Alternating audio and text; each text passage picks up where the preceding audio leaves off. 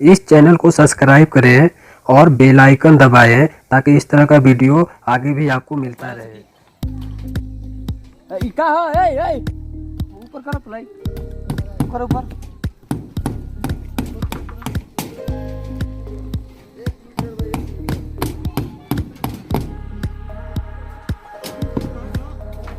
ये पेंट लिया तुम, पेंट पेंट।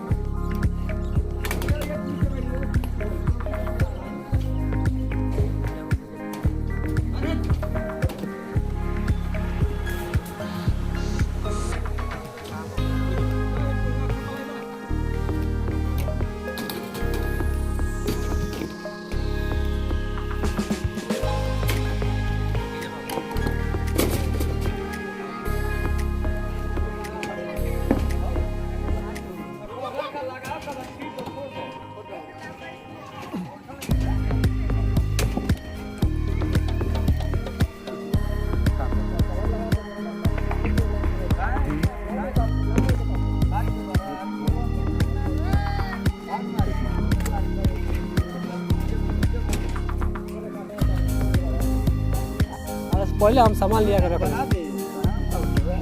सब मिस्त्री ऑलरेडी तैयार पूरा सामान रखल बा। तोरो रेडी बा तो हमहू रेडी बा। अबे काट के कोई खाई खाना हो गए सरिया ऐ सीढ़िया इनके बोलले बड़ी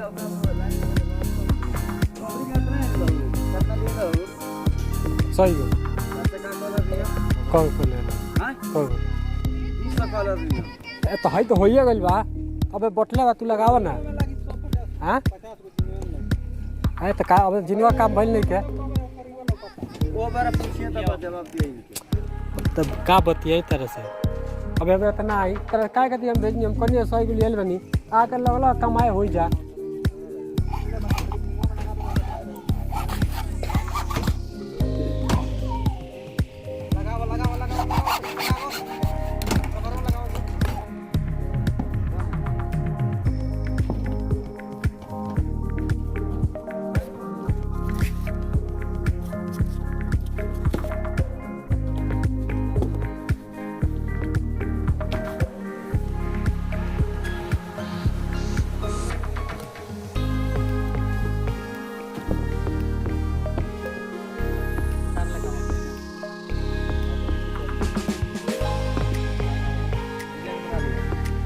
मिस्त्री भाई उनके प्रेशर पे बनाला हमार देख बढ़िया ही करते रहे यार।